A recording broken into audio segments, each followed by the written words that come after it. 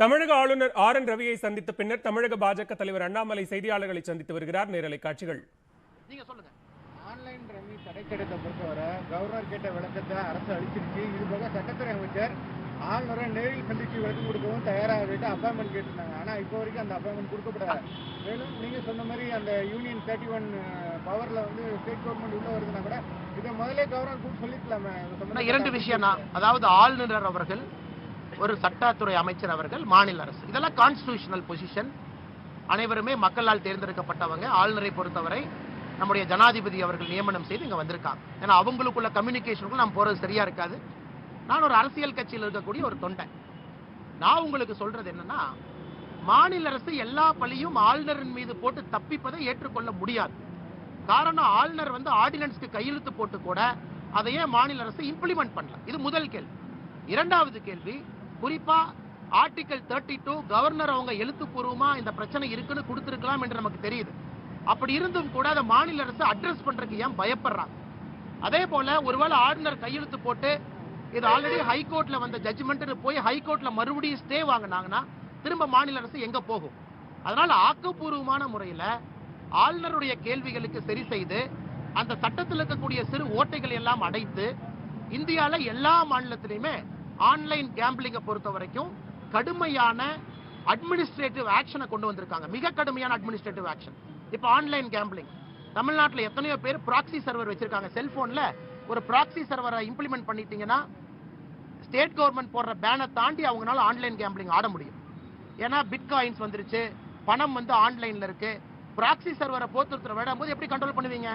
கர்நாடகா, கேரளா, பக்கத்து மாநிலம் இருக்கு. அதனால பல சட்ட பிரச்சனைகள் இருக்கு. இதைத்தான் ஆளுநர் அவர்கள் நேரம் எடுத்துக் கொண்டிருக்கிறார் தெரியுது.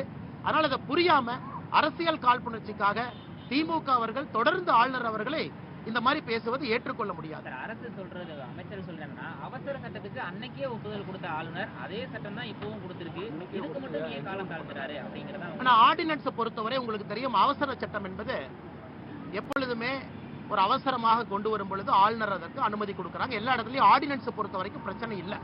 அது சிறிது காலம் இருக்கு. அதன் பின்பு நீங்க பெர்மனண்டா பேன் பண்ணும் பொழுது பல சட்ட சிக்கலை ஆளுநர் ஆராய வேண்டியிருக்கு. ஏன்னா அவசர சட்டத்தினுடைய கான்செப்டே ஆளுநருக்கு வற்புறுத்துறோம். இதை நீங்க ஆராயாம வேகமா கொடுங்க, உடனடியா எங்களுக்கு தேவை, 6 மாசம் டைம் இருக்கு, நாங்க லெஜிஸ்லேட்டிவ் அசம்பிளி கூடும் பொழுது நாங்க பேசுறோம் அப்படின்னு. அவசர சட்டத்திற்கு அனுமதி கொடுத்த ஆளுநர் எதற்காக மாநில அரசு இம்ப்ளிமெண்ட் பண்ணது? முதல் கேள்வி. ஜிஓஎம் போடல. ஆளுநர் கையெழுத்து போட்டா சட்டம் இல்ல. ஆளுநர் கையெழுத்து போட்டு ஜிஓ இஷ்யூ ஆகணும். ஜிஓ இஷ்யூ ஆனதா பேன். ஆனா இந்த 6 மாத காலமாக ஆன்லைன் சூதாட்டம் நடந்துகிட்டு தான் இருக்கு தமிழ்நாட்டில். எங்கேயும் ஸ்டாப் ஆகல. ஏன்னா மாநில அரசு ஜிஓ இஷ்யூ பண்ணல. நாம கேட்கிற கேள்வி, இந்த டெக்னிக்கல் பாயிண்ட்ஸை ஏன்னா ஆளுநர்கிட்ட இந்த பிரிவிலேஜ் கம்யூனிகேஷன் ஆளுநர் என்கிட்ட சொல்ல முடியாது. கேட்கறதுக்கு எனக்கு அனுமதி இல்லை. ஏன்னா நான் வந்து அரசியலமைப்பு சட்டத்து மேல சத்திய பிரமாணம் எடுக்கல. அது அமைச்சரும் ஆளுநருக்கு தான் தெரியும். நானும் உங்களை போன்ற சாதாரண மனிதனா கேட்கிறேன்.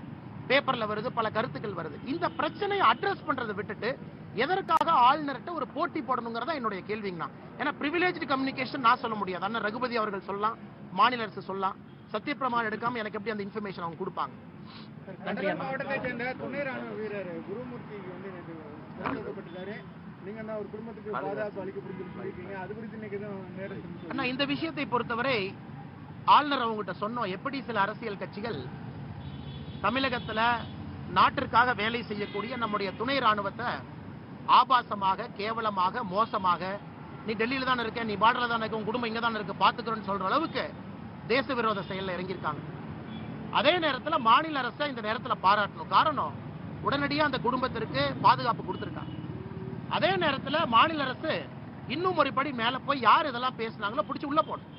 ஏன்னா எப்படி அந்த மனுஷன் மென்டல் டென்ஷன்ல பார்டர்ல ஒரு வேலை செய்வார். அதனால தான் நேற்று பாரதிய ஜனதா கட்சியினுடைய தலைவர்கள், தொண்டர்கள் விருதுநகர்ல அவர் இல்லத்திற்கு சென்று தந்தை தாயை சந்தித்து பேசிவிட்டு எங்களுடைய முழு ஆதரவை கொடுத்து விட்டு வந்திருக்கு.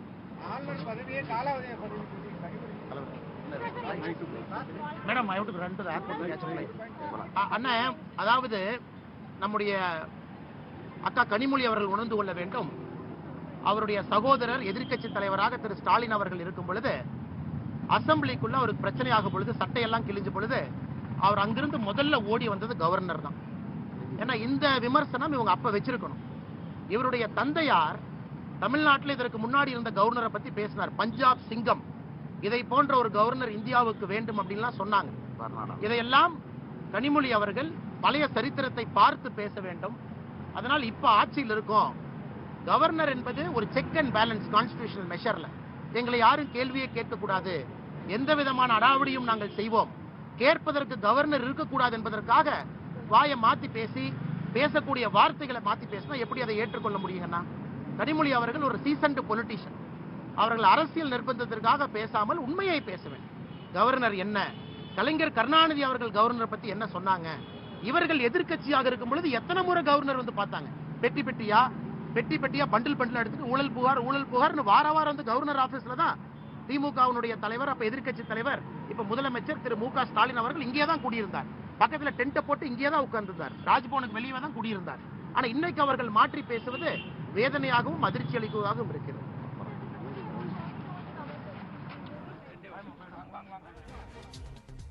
தமிழக ஆளுநர் ஆர்.என். ரவியை சந்தித்த பின்னர் தமிழக பாஜக தலைவர் அண்ணாமலை செய்தியாளர்களை சந்தித்த நேரலை காட்சிகளை பார்த்தோம். விரிவான விவரங்களை பின்னர் வரும் தொகுப்புகளில் பார்க்கலாம். Network.